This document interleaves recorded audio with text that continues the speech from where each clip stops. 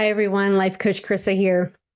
I am so excited to bring you this new topic because I know it is so critical for every single person to live a life that they really want for themselves.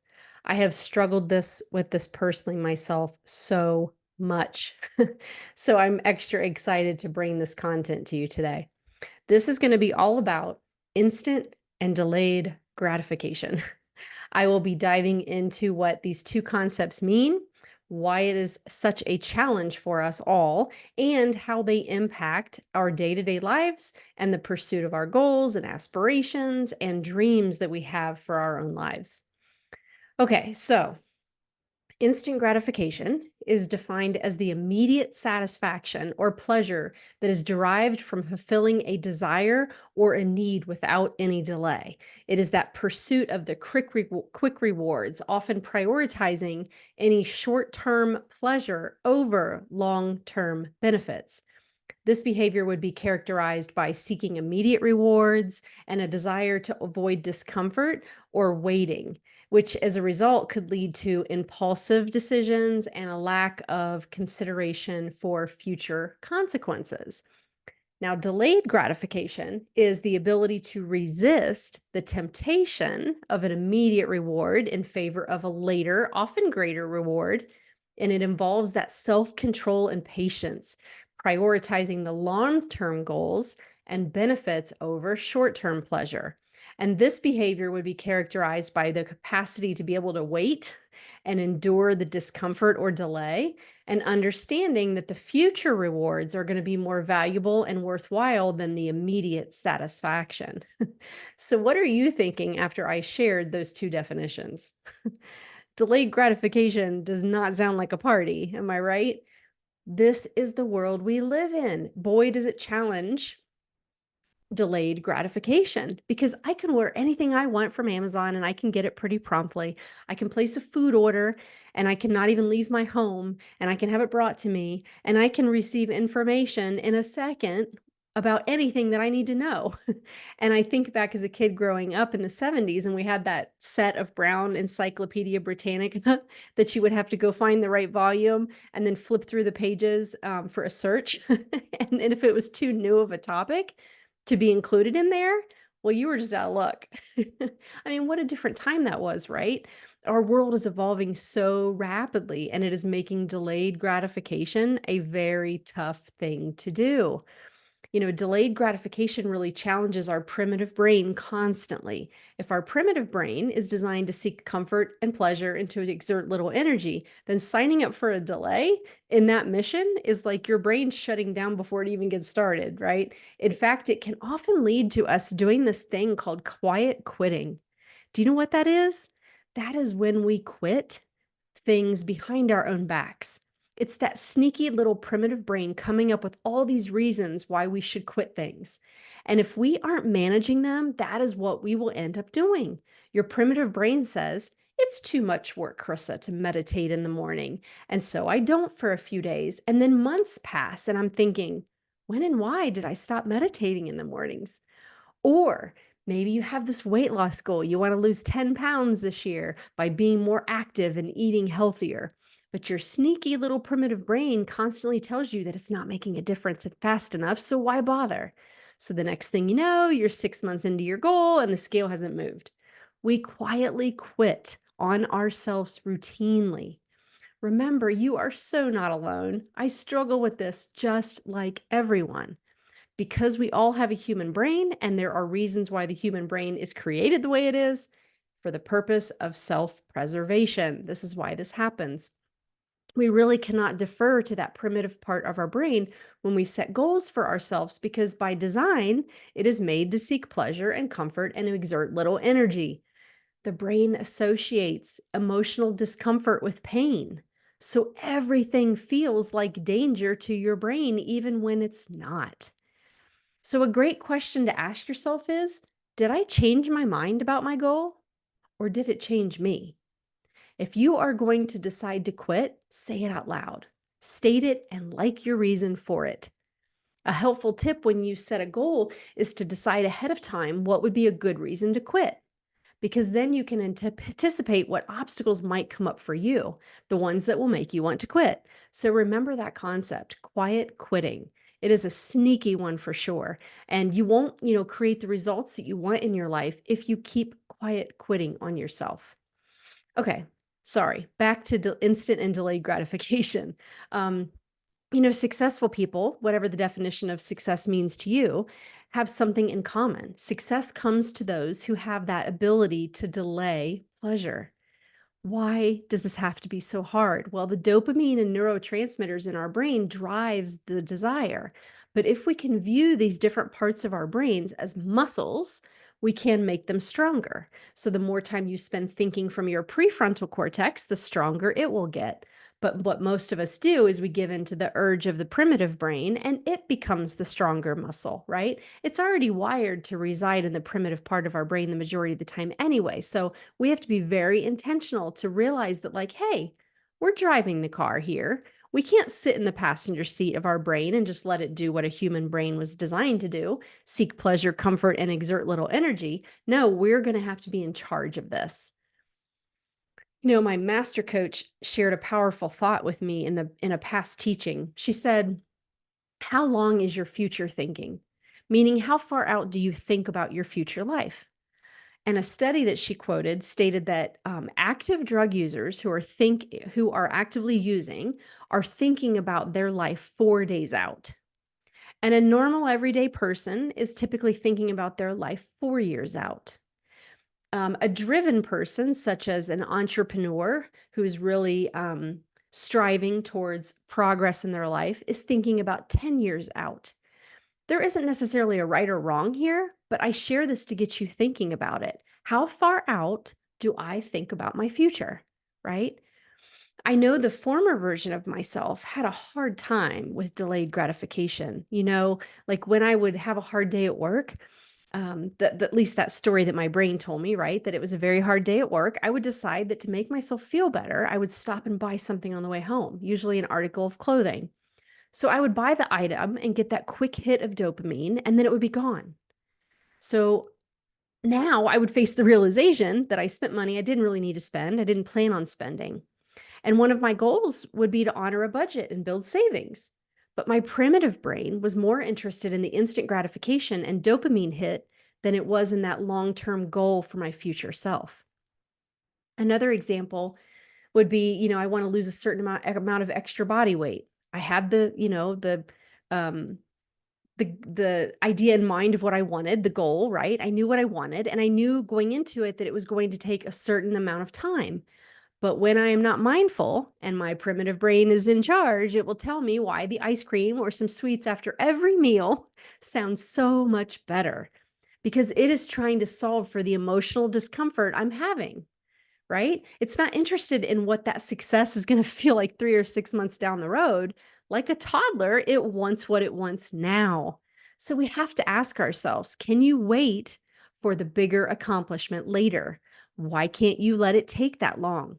And remember, I always talk about well-worn neural pathways in your brain. Once you form a neural pathway to give in to the primitive brain when it feels any emotional discomfort, it's going to offer and expect that result each time. It requires us to pause, become mindful and conscious, and reframe or redirect ourselves to what it really is that we want to create in our life. Another sign to watch for is when you say, it doesn't matter. It doesn't matter anyway. Notice where you are saying that in your life because that, my friends, could be an indicator of you quietly quitting on yourself. Remember, I talked about quietly quitting. Okay, so I wanted to share some common indicators that you may be giving in to instant gratification. The only way we can change and grow is to create awareness and recognize our unmanaged behaviors. So, as I read through these, listen and see which ones resonate most with you. So, one, impulsive decision making. This would be spontaneous purchases, buying items on a whim without considering the long term financial impact it was going to have on you. Making those quick choices, the hasty decisions without really evaluating the consequences or the alternatives. Number two, you have difficulty delaying pleasure. This inability to wait. You struggle to postpone enjoyment, like eating a treat immediately instead of saving it for later. or seeking immediate rewards, preferring smaller, immediate things over larger, delayed ones. Number three, procrastination. You might avoid tasks. You might put off important tasks or responsibilities in favor of a more enjoyable activity. Maybe you have a last minute rush, right? You frequently find yourself scrambling to complete tasks at the last minute. And then, which is something I did, rationalizing that I do better work that way. That's a tricky one. Number four, overindulgence, right? Maybe excessive consumption. So overeating, binge watching TV shows, or overusing social media. Maybe there's that lack of moderation. You struggle to control the amount of time or resources that you'll spend on a pleasurable activity. Number five is a financial impulsiveness, maybe credit card debt, accumulating debt due to these frequent impulse buys and this lack of budgeting. Maybe you're living paycheck to paycheck, right? Spending money as soon as it's earned without saving for your future. Number six, emotional responses. Maybe you're seeking that instant relief, right? You're turning to those quick fixes like comfort food or retail therapy to cope with stress or negative emotions that come up in your life. This is also a concept that I refer to a lot called buffering, right? Knowing what your buffers are. Maybe you're avoiding discomfort. You shy away from activities or decisions that require effort or are going to cause you temporary discomfort. Number seven is a short-term focus. You have that lack of a long-term planning. You're focused on more of the immediate desires rather than setting and working towards a long-term goal. And then there's this impatience, right? You become easily frustrated when things don't happen quickly or as you were expecting them to be. Number eight is having frequent regrets, buyer's remorse. You regularly feel regret or guilt after making an impulsive purchase or missed opportunities. Maybe you're realizing too late that better opportunities were missed due to prioritizing that immediate gratification, right? And if you could have waited, something better would have come along. Number nine is the health impact, right? Poor diet choices, opting for the unhealthy, convenient foods over something nutritious that might take a little bit more preparation. Lack of exercise, skipping your workouts in favor of a more immediately gratifying activity like watching TV. 10 is social interactions, right? You're seeking that immediate validation. Could look like constantly checking for likes or comments or messages on social media for instant validation. Tell me we have not all fallen into that trap. Interrupting conversations, frequently interrupting others or dominating the conversations to get the immediate attention. I can even resonate with that one too in my past. So, what do you think? Like, did any of those make you squirm a little? I know I certainly am still working on some of those.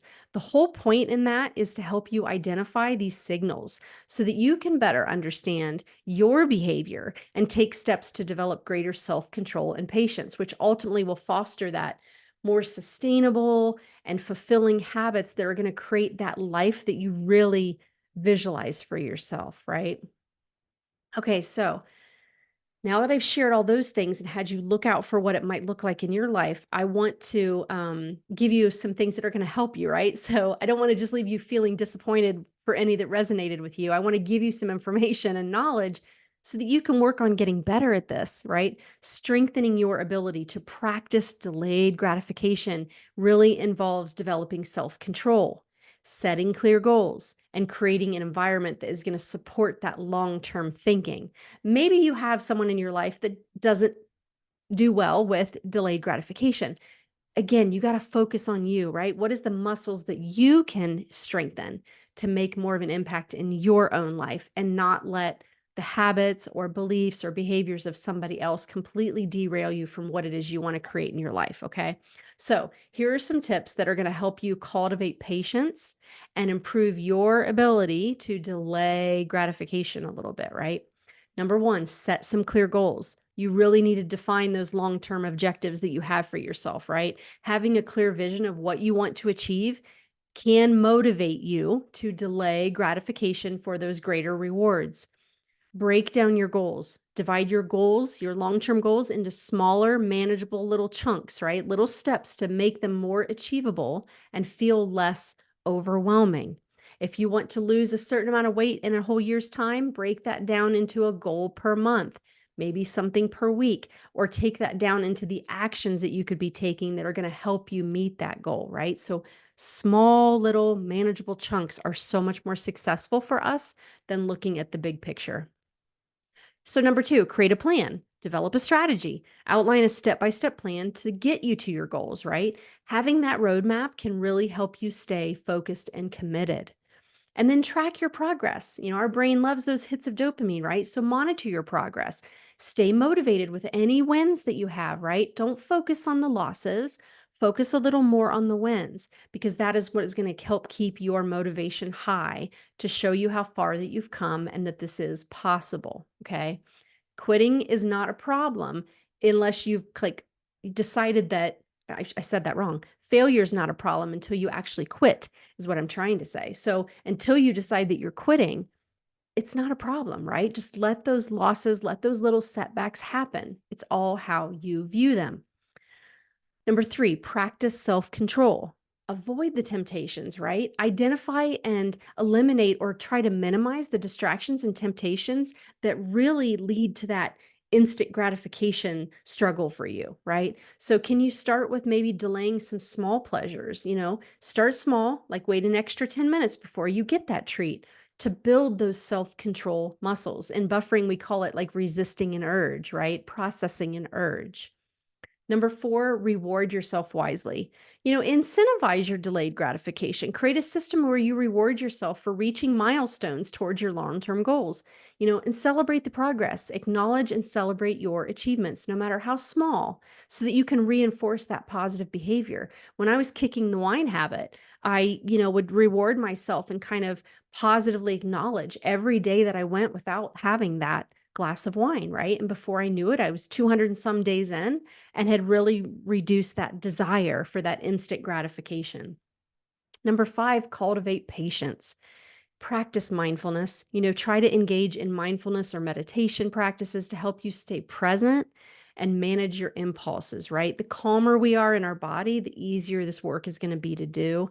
You could stay busy, right? Engage in some productive activities that keep your mind off those immediate desires and allow you to focus on your long term goals. Number six, understand the benefits, right? Educate yourself. Learn about the benefits of delayed gratification, such as improved mental health, better financial stability, and a greater success in your personal and professional life. And then visualize that success, right? Regularly visualize the positive outcomes of achieving your long term goals to strengthen that desire that you have to get there. Number seven, build some support systems, right? Try to seek accountability, share your goals with friends or family or a mentor who could really provide you with support and hold you accountable. Maybe that's looking like joining some communities, engage with groups or communities online that share similar goals and values, and you can really help each other stay motivated and inspired. I recently was in a business building group, and that accountability and that um, community with each other really helped keep me focused on my goals and what it was I was working towards. So, community can be a huge help with that. Number eight is practice gratitude. Focus on the positives, right? Your brain isn't always looking for that, but regularly practice that gratitude so that you can shift your focus from what you want now to what you can appreciate, what you already have. And then, keep a gratitude journal, write down the things you're grateful for each day to really cultivate that positive mindset. Number nine, manage stress.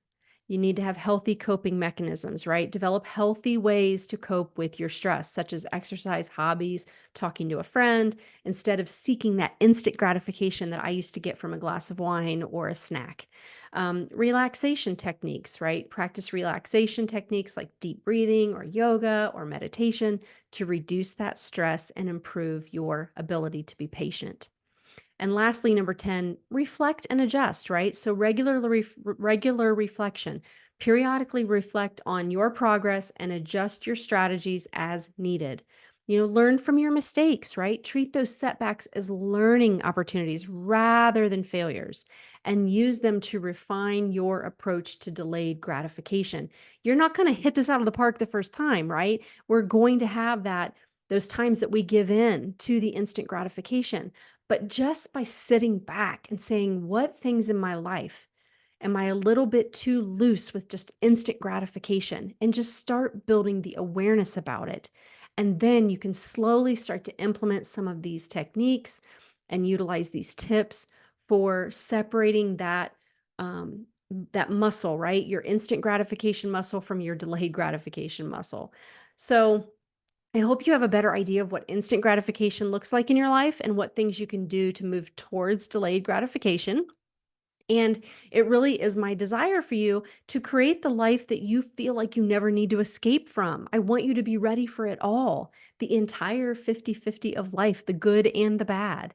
You are in charge. Remember that. You have a human brain that does what it was designed to do, but there are ways for you to be the driver of that, right? And make it work for you, not against you, but it requires that mindfulness, right? All right. That is what I have for you today. That was a lot, but thank you so much for watching. If you found this video helpful, would you please do me a big favor and click that thumbs up button? You can also support me in my goal to reach more individuals by sharing this video with your friends or subscribing to my channel. That is just one way that I can reach more people who find themselves feeling stuck and miserable in their life. So you taking this moment to take those actions will really help me expand my reach so I can help more people. And lastly, if you're curious about my work and what I do, I encourage you to visit my website at lifecoachingwithcarissa.com. You will find available times there for complimentary sessions where it can address any questions or fears or apprehensions that you may have about working with someone like me as your one-on-one personal transformation coach. It is so much easier than you think. You just have to take the first step of recognizing that something in your life is not feeling the way you want it to. Have a chat with me, and then you'll know if my support could help lead you out of that place that you're in and into a new future that you can visualize for yourself. I want you to have a life that you don't want to escape from. I used to be there. I'm not that way anymore. And it's because I apply so much of these tools and mindsets and shifts in my thinking for reframing. And it does help sometimes to have someone outside of your own head to do that. That's why I still have my own coach. All right, everyone. Have a great day, and I will see you in a couple weeks.